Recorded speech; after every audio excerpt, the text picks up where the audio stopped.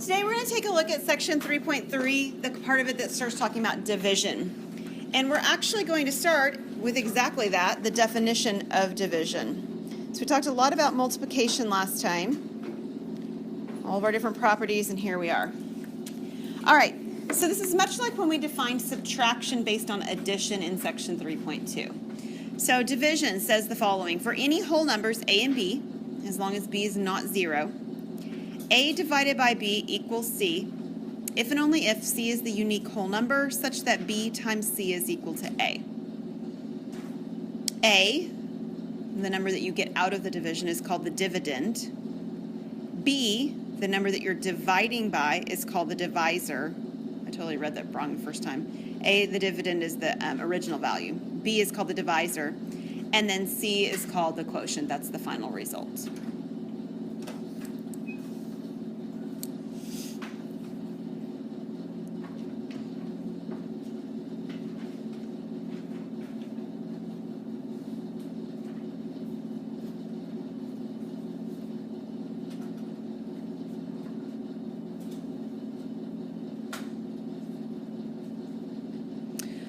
And much like when we talked about, when kids first learn subtraction, when you're learning division, division's a lot easier if you've memorized your multiplication facts, right? It's a lot easier to know that 81 divides by 9 if you remember that 9 times 9 is 81, that kind of stuff.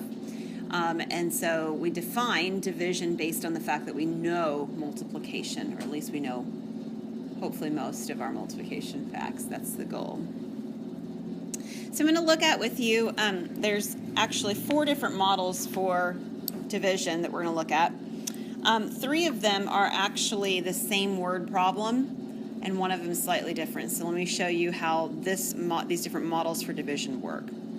So the first 2, if you'll notice on your paper, say set model. So this is set partition, and this is set partition model variation. So these are both sort of in your book, they group them together as though they're the same model. I like to split them up because I want you to recognize that there's really 2 different ways of doing this problem, sort of embedded in the same problem. So let's take a look. Junie has 24 rocks, and she wants to give them to 6 of her friends. How many rocks will each friend get? So we're going to draw a picture for this. So if you want to draw 24 rocks, that'll work. And we have, as we're drawing our rocks, which should certainly be gray since I have colors, right? Gray rocks. Since we have our 24 rocks and we have 6 friends, one of the ways that we can do that is we can make groups of 6. Okay, or I didn't say that right. We can make 6 groups, 1 for each friend. So if we make 6 groups, actually let me do that one. There's 1 group, 2 groups, 3 groups, 4 groups, 5 groups, and 6 groups. So in this scenario, what we actually are told is we're told how many groups of something we need. We need 6 groups.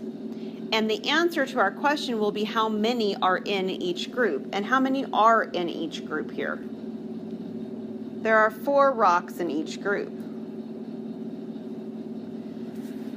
Now, that's a little bit different than the next one. Okay, so in this one we knew how many groups. We didn't know how many in each group. In this one we know the exact opposite. Junie has 24 rocks. She bags them together in groups of 6. All right, so now what we know is we know how big the groups are. Agreed? How big the groups are. So here's, whoops, let me see if I can get it to do it. There we go. Here is my group of 6 rocks. I know how big the groups are. And once I know how big the groups are, I can simply make groups up until I use up all my rocks. There's 1 group of 6, 2 groups of 6, 3 groups of 6, and 4 groups of 6. And the answer to my question, instead of being how many are in each group, my answer is how many groups I have. I have 4 groups. Okay, and really, I probably should say 4 friends because I phrased this as how many friends get the rock. So it's 4 friends because we've grouped them together. Now, this happens in your classrooms all the time, okay? There's two different ways that you are grouped when you're in groups in a classroom. Either the teacher gets to control the number of groups that there are, or they can control the size of the groups. You don't get to pick both, not exactly anyway, because one of them automatically determines the other possibility. So for instance, normally I like to have groups of 2 or 3, depending on the size of the class and so forth. So if I want to control how big each group gets, what that means is I don't get to control how many groups there are, right? Because one of those factors that I chose automatically determines the other piece. The other possibility is that I can decide, you know what, there's only one of me to go around. If I have 15 groups, I'll never make it around to see everybody. I instead want to control how many groups there are in the classroom. I really only want to go and talk to groups of students, and I only want to do it like 6 times. Okay, well then that means that I've controlled how many groups I have. There are 6 groups, but I lose control over how many people go into each group because one automatically determines the other. Now, if we do this, there's 2 other versions of this, and what I want you to recognize here is that the next two of these are actually the same as we already did, okay? They didn't change. The word problems do not change. What's going to change in the next 2 examples is how we solve the problems. So this says Junie has 24 rocks. She wants to give them to 6 of her friends. How many rocks will each friend get? That's exactly what I read just a minute ago, right? It is. The idea on this one is that this is a missing factor model, okay? So in terms of like solving this problem, you solve it a little bit differently or with different tools. So the idea is that we're taking 24, of course, and we're dividing by some number, and we want to get 6. She wants to give them to 6 of her friends. How many rocks will each friend get? Well, the idea is to change this into a multiplication problem. 6 times what? Because by changing it to a multiplication problem, we're relying on other facts that, again, hopefully, we've already covered and kids have already memorized most of to get there. So what is the missing factor? What times 6 would equal 24? And it would be 4. And which one were we, how many rocks? So it's 4 rocks.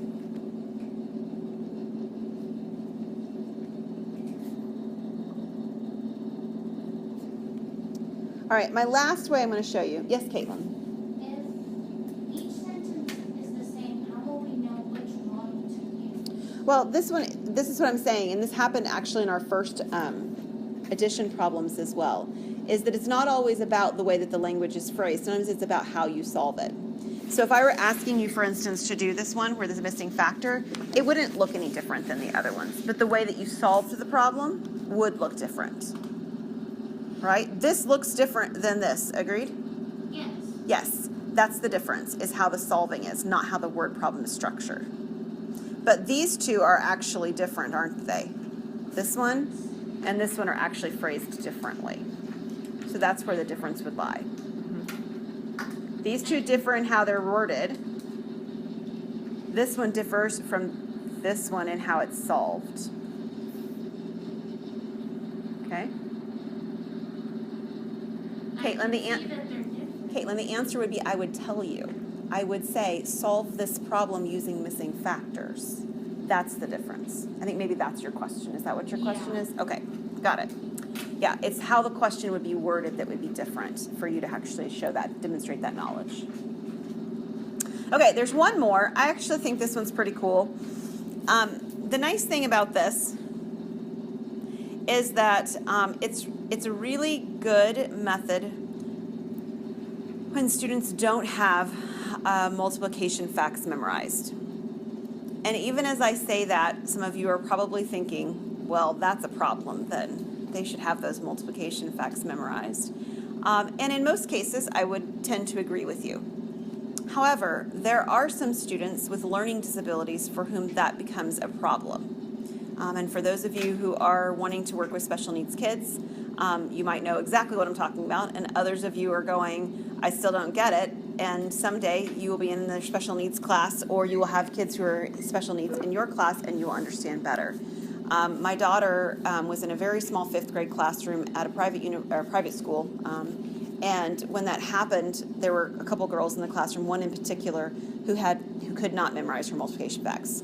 And I naively was sitting there thinking initially when it happened, well, dude, she just needs to go back and memorize the multiplication facts, because I didn't know her, and I didn't understand that it was a special needs situation that was causing that learning problem for her. So this is a really good method for some of those kids. All right, so this actually is a very good physical demonstration for what kids actually would do as well. All right, so Junie has the 24 rocks. She's going to give them to 6 of her friends. How many rocks will each friend get? Well, if she really doesn't know the answer to the problem, she really doesn't know that it's going to be 4. What Junie's probably going to do is she's probably going to go, here's a rock for you, and here's a rock for you, and she's going to do it to all 6 friends, and then she's going to start back over at the beginning, right? And here's your second rock, and your second rock, all the way until she gets rid of the next 6 rocks, and she's going to do that until she runs out of rocks. Or until there's not enough rocks for everybody else to have one more, maybe. So there's leftovers. So what she's physically doing is she's taking her 24 rocks, and she's giving 6 of them away. So 6 of them disappear, and she's left with how many? She's left with 18. And then she does it again. She gives each of the 6 friends a rock. So 6 more of her rocks go away, and she's left with 12. And she continues repeatedly subtracting until she's left with at least not enough to give them to all 6 of her friends. In my example, she's left with 0. In your example, she might still be left with 2, right? Depending on what you do with the problem. So how do you get the answer then? Well, the answer is actually how many times you subtracted. Here I subtracted once. That is really not a good color for this screen. Let me try something else. There we go. Here she subtracted once, twice, 3 times, and 4 times. So the subtraction of the 4 times is the physically giving the rocks away, right? She gave each friend 4 rocks. And maybe she has leftovers, right? That would be remainders, like when you do remainders with addition, you know, like 4 remainder 2 or something like that. In this case, there's no remainders, so the answer is simply that they each get 4 rocks. Now, obviously, if the numbers were large, this could continue on for quite some time. We don't like that very much. We'll learn a way to get around that in section 3.5. Okay, so in a couple of classes next week sometime, we'll talk about how to get around big numbers. The other thing that this does, aside from the the issue I brought up toward the beginning of this problem, is that you do know multiplication tables for, I don't know, maybe up to your 10s or your 12s, right? But I don't know about you, but most of us don't know multiplication tables for our 23s or our 17s. We don't do that. So if you were dividing by 23 or you were dividing by 17, this also becomes a little bit more of a practical process because I don't know my multiplication tables of 23s. 6s, I'm good. 23s, not so good. So I'll show you an example of that too when we have bigger digits that we're dividing by, and that's going to occur in section 3.5. Okay? So here's what I want you to do. I want you to get into your groups. Oh, here's a note. I already said this, but I'll read it again just for the sake of having said I did so. 3 of the 4 models above do not represent different types of word problems, like they did with subtraction, but they represent different ways of solving the same word problem. So as you get into groups, you're going to create word problems and solve them. That's different. I didn't have you solve them on the last 2 times we did this. No, 3 of your 4 problems will actually be the same. So you're actually only creating 2 problems, okay? But one of those 2 problems will be solved 3 different times in 3 different ways. Do you understand the difference of what this looks like compared to what we did before? You're going to create 2 word problems, and one of those word problems you will solve 3 different times in 3 different ways. All right, so grab your group work partners, and see what you can come up with.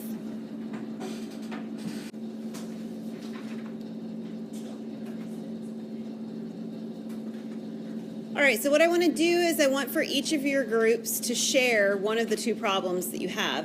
And what we're going to do is we're going to identify which of the 2 things you've controlled. Have you controlled the size of the group, or have you controlled the number of groups?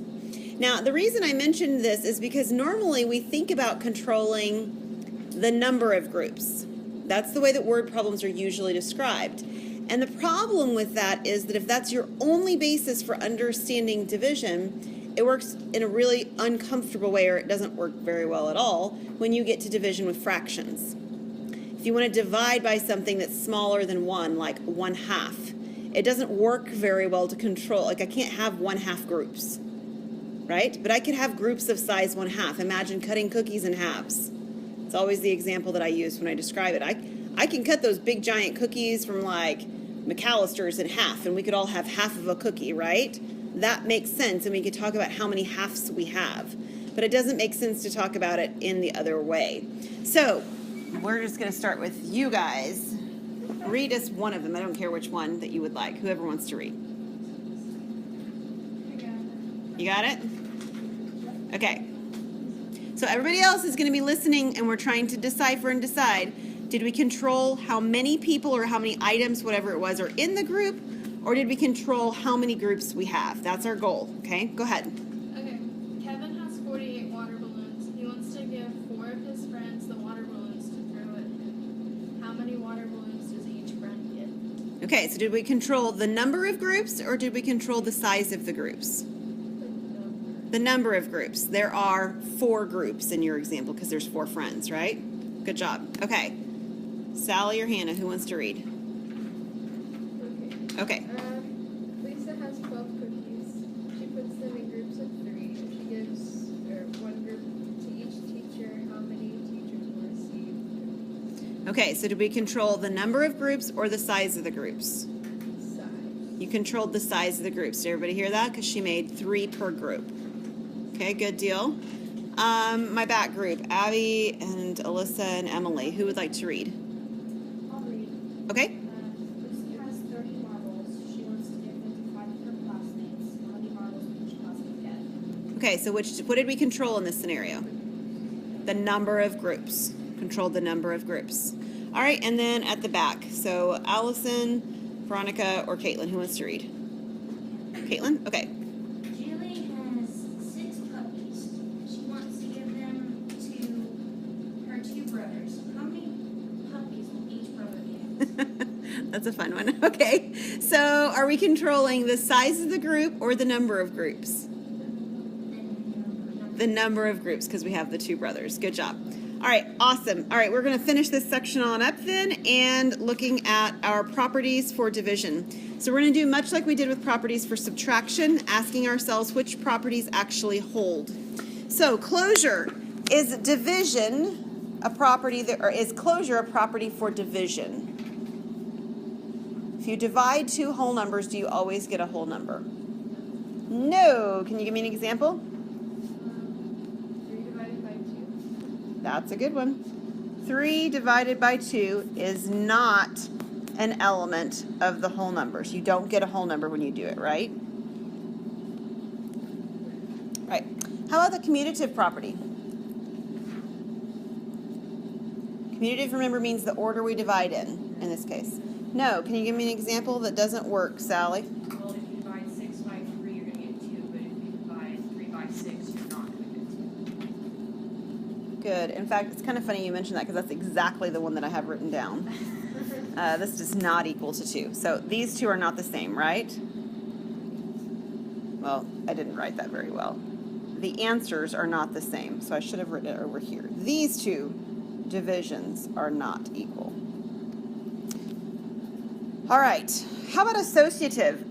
It's always a little bit more awkward, more awkward, I said that right, for that to actually hold. Let me show you my example just because at least I keep the property having whole numbers throughout instead of automatically dissolving into fractions. We're going to do 12 divided by 4 divided by 2. And then we're going to do 12 divided by 4 divided by 2. Okay, so order of operations, right, because parentheses are present. 12 divided by 4 is in the parentheses. That answer would be 3. And 3 divided by 2 would be 3 halves, right? How about 4 divided by 2 in parentheses? That's 2. And then the 12 divided by that 2 would be 6. And the answer's results, of course, on these 2 are not equal. So no associative property for division. What do you think about an identity property? Divided by 1 Okay, so if we divide by 1, like, we'll use the 12 since I just used 12. 12 divided by 1, we're good to go. That's 12. Is that all it takes for the number 1 to be the identity? Does that have to be the other way around? That's, yeah. You have to be able to go the other direction too, and 1 divided by 12 is not 12, right? The identity property has to work in 2 directions. How about the 0 property? Does it? No, it's 0 divided by 12. Okay, so 0 divided by whatever, 12 would be just as fine. We can use 12 if you'd like. 0 divided by 12 is 0. That's good. But 12 divided by 0 is still 0. Is it? It's 12. What's 12 divided by 0? It's 0. Everything, anything divided by 0 is 0. It's 12. What'd you say? What did you say, Alyssa? She said it doesn't exist, and then I quoted the limit does not exist. Okay, so yeah, this doesn't exist, or we sometimes will say it's undefined. And here's why. Let me show you why this sort of fails. Let's say that we had 12 divided by 0 and it equaled some number. You can equal any number you want. Let's just say it's equal to A, okay? So here's the problem. According to what we did before, I have to be able to rewrite this so that this 0 gets multiplied by A. And there is no way to multiply that 0 by anything and get the 12 back. That's why it doesn't work.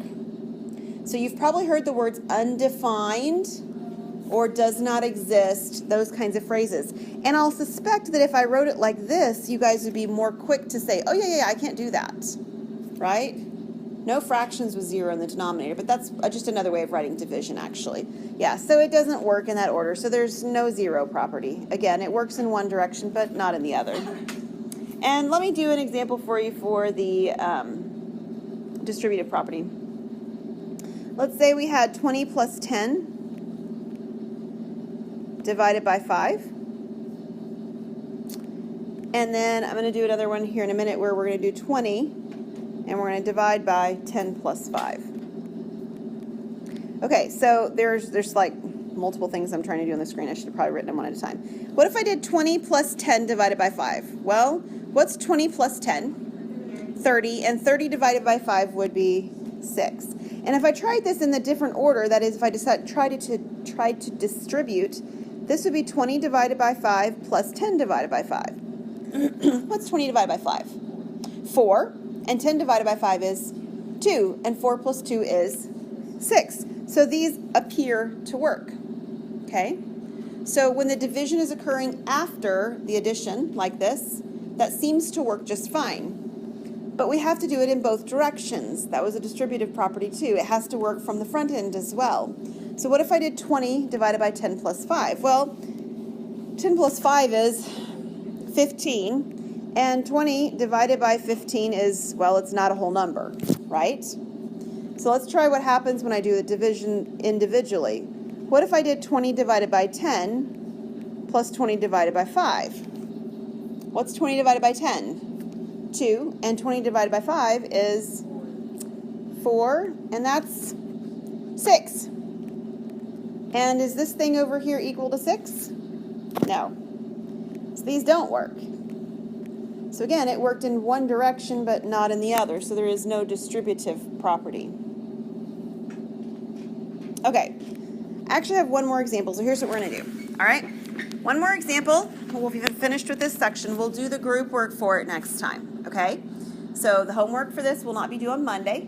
You can hold off for it till Wednesday, all right? But we will start brand new material with 3.4 on Monday, just like we were planning to. And we'll do the group work for this on Monday too. Sound good? Excellent.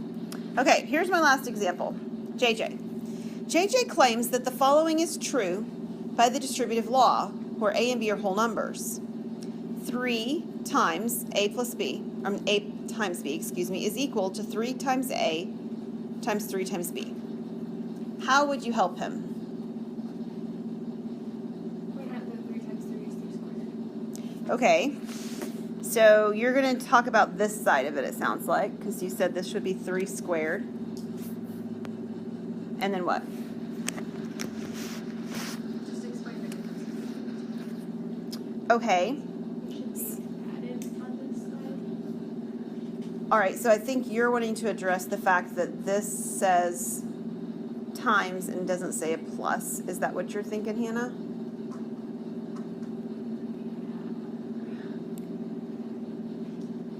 know how.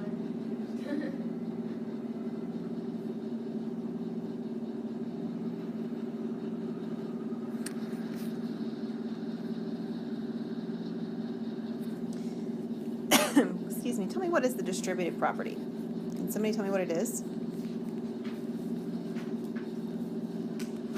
You distribute 3 over A. Okay, can you be more specific? Plus 3B. Okay, so if you had 3 like this, Caitlin? No, 3A times 3B. 3A times 3B. Yes. Okay, then what? Distributed the 3. Oh, no, I'm sorry. I think you misunderstood my question. Let me ask it differently.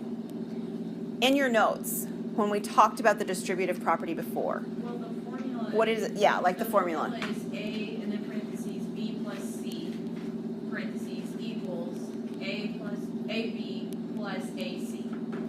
Okay, so can you talk to me a little bit about that, Sally? So in my mind, when I'm thinking the student is having problems with, is it the A is 3. Okay. If you, all the letters are mixed up, so that's confusing. So he put A times B when it probably should be A plus B. Okay, so you think maybe right here is the problem, Yeah, that's part and he of the should have a problem. plus. Yes, and then also on the other side, Okay. it says there should be a plus sign there too. Okay, so let's go back to his original question. If his original question is 3 parenthesis A times B, okay, so it's not a plus. It really said that. What should he do to solve this problem? What would it actually be done if it were done correctly? You just multiply A times B first, and then multiply. So he would multiply the A and the B if they had like actual numerical values that he could sort of substitute in or whatever. And then he would multiply the 3 next, right? What I want you to recognize here is, what does the distributive law actually apply to? It has addition in it, right? It has, in fact, more than just that, it could actually have subtraction in it as well. We actually had that property as well. So it combines 2 operations. It combines the operation of multiplication with the operation of addition, or the multiplication with the operation of subtraction. In his example, there is no distributive law because there aren't 2 operations. The only operation present right here, until I put that plus up there, right there. Okay, that's what I wanted. The only operation inside that purple circle is multiplication. There's only 1 operation present. Agreed? Now, if he wanted to use an operation of just multiplication, he could do this. He could do 3 times A and then B, right? What operation did I just use there? Do you recognize it? Associative. He could use the associative operation. But the distributive operation applies to multiplication over addition or multiplication over subtraction. Now let's say for a moment that he was like, okay, but fine, but why doesn't it apply to multiplication like this? Why does this not work? In other words, why is this not going to be right? Can you tell me something you could show him to make him see or to help him see why it doesn't actually work that way? You could tell him that, you could ask him what's like going on in the problem, and he would say you're multiplying everything, and then you would say, well, in the distributive property, you're combining 2 other laws, like it's not just 1 property, so you have an addition or subtraction with your multiplication. So I totally agree with you. I still think you're kind of hitting the underlying why it's not working, but not showing him that it doesn't work. I think that would help at least to verify that it really doesn't work, not just it doesn't work because math doesn't work that way. I'm simplifying what you're saying. I'm not really meaning that, because that's how I feel like our words sometimes sound to students. It doesn't work that way because it doesn't work that way, right? This is multiplication over addition. You're doing multiplication over multiplication, and the kid's like, who cares? Who cares? Like what? But a numerical example might actually show them that at least, even if they don't understand the underlying why, you can give an example that shows it's not, it's failing. It's failing to do what they wanted it to do. So for instance, maybe you could say, okay, let's do an example where we let A equal 2 and B equal 5. Whatever, make up numbers, it doesn't matter. And you try something and you say, okay, JJ, if we do 3 and then we do 2 times 5, what is 2 times 5? 10. And then we have 10 times 3 would give me 30. And then over here we do 3 times 2. I should write it just like he did. 3 times 2. And we do 3 times 5. Man, my handwriting's sloppy today. 3 times 2 is 6. 3 times 5 is 15. And then you're going to probably have to grab a calculator because maybe you don't know 6 times 15. What would it be? 90 is correct. And we can see that 90 does not equal 30. In fact, how much more is it? It's 3 times as much, right? Because there's an extra 3 that's actually showing up on the right-hand side that shouldn't be there.